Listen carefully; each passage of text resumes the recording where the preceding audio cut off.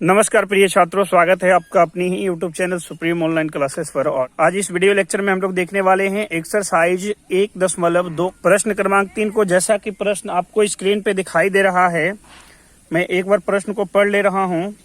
प्रश्न में बोला गया है, अभाज्य गुणनखंड विधि द्वारा निम्नलिखित पूर्णांकों के एलसीएम और एचसीएफ ज्ञात कीजिए। जैसा कि प्रश्न आपको स्क्रीन पे दिखाई दे रहा है और इसे टोटल जो है 3 पार्टों में बांटा गया है। पार्ट 1 में दिया है 12, 15 और 21, पार्ट 2 में दिया है 17, 23 और 29 और पार्ट 3 में दिया है 8, 9 और 25।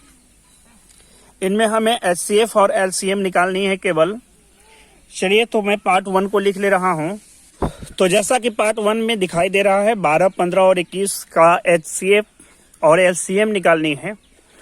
तो यदि आप चाहें तो इनका अभाज्य गुणनखंड कर सकते हैं, जो संख्याएं दिया गया है। और ज़्यादा लंबा संख्या, बहुत बड़ी संख्या नहीं है तो आप ऐसे भी लिख सकते हैं। चलिए मैं अभाज्य गुणनखंड करके आपको बता दे रहा हूं। तो चलिए मैं सबसे पहले 12 का अभाज्य गुणनखंड कर ले रहा हूं, फिर 15 का, फिर 21 का। तो 12 का अभाज्य गुणनखंड करेंगे, ये 2 से विभाजित हो रहा है 6 बार में, फिर 2 से 3 बार में। अब ये आगे नहीं होगा। फिर 15 की हम बात करें तो 15 का अभाज्य गुणनखंड करेंगे 2 से नहीं, डायरेक्ट ये 3 से, 3 5 15। इनमें यदि आप चाहें तो फिर 5 से खिला सकते हैं, 5 का 5, या तो उतना में भी आप छोड़ सकते हैं। इनमें भी यदि आप चाहें तो 3 से खिला सकते हैं, 3 का 3। तो अब देखा जाए फिर 21 की, तो 21 का अभाज्य गुणनखंड कर ले रहे हैं। तो 21 का अभाज्य गुणनखंड करेंगे 2 से नहीं, 3 से, 3 से भी नहीं होगा, डायरेक्ट ये 7 से होगा। तो 7 तिया 21। और फिर यदि चाहें तो आप 3 से खिला सकते हैं एक बार में, 3 का 3। तो 12 को हम लिखेंगे 12 बराबर, तो 12 को लिखेंगे 12 बराबर 2 गुना, यहाँ देख लेंगे 2 2 3 आया है, तो 2 गुना 3 लिखेंगे। 2 गुना 2 गुना 3 यहाँ आपको दिखाई दे रहा है। फिर 15 को लिखेंगे 15 बराबर 3 गुना 5, 3 गुना 5। फिर यहाँ देखेंगे 21 को लिखेंगे 7 गुना 3, यानी 21 बराबर 7 गुना 3। अब इनकी HCF की बात करें तो HCF जो निकलेगा, HCF, तो इनकी HCF जो निकलेगा वो क्या निकलेगा? उभयनिष्ठ गुणनखंड की सबसे छोटी घात जो है वो क्या होता है? HCF होता है।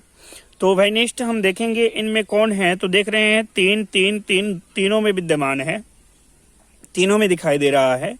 तो ये संख्या आपका उभयनिष्ठ संख्या हो जाएगा।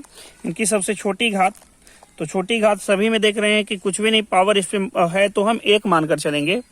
तो इसलिए सबसे छोटी घात 3 पे पावर 1 हो जाएगा, यानी 3 आपका क्या हो जाएगा? HCF हो जाएगा।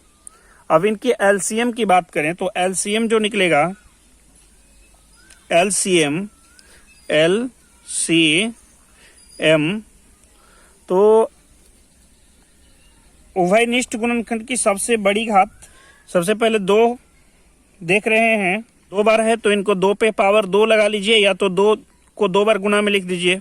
LCM में 2 गुना 2, फिर गुना, फिर 3 देख रहे हैं उभयनिष्ठ है तो इसमें से एक ही 3 को लिखना है, 3 गुना, फिर इसमें देख रहे हैं 5 की हम बात करें तो 5 एक बार है इसलिए 5 को हम एक ही बार लिखेंगे। फिर इसमें देख रहे हैं इन तीनों में 7 एक बार है तो हम 7 को लिखेंगे।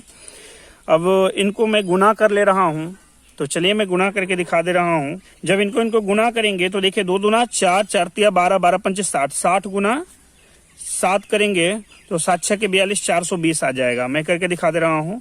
60 गुना 7 करेंगे तो 0, 7 6 के 42, 420 निकल आया। तो 400 हम यहाँ लिखेंगे, 420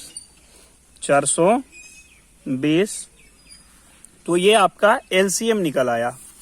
आपसे यही पूछा गया था, एलसीएम और एचसीएफ निकालने के लिए बोला गया था। तो जैसा कि एचसीएफ और एलसीएम निकाल चुके हैं, अब यदि आप चाहें तो लिख भी सकते हैं। अतः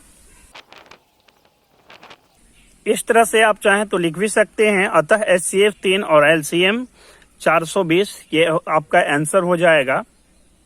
इस प्रकार से यह पार्ट पूरा होता है। बढ़ते हैं इनकी पार्ट 2 की ओर। प्रश्न क्रमांक 3 का पार्ट 2।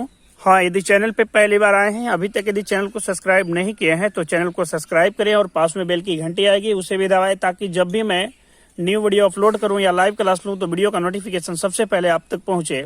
और मिलते हैं इनका अगला पार्ट में।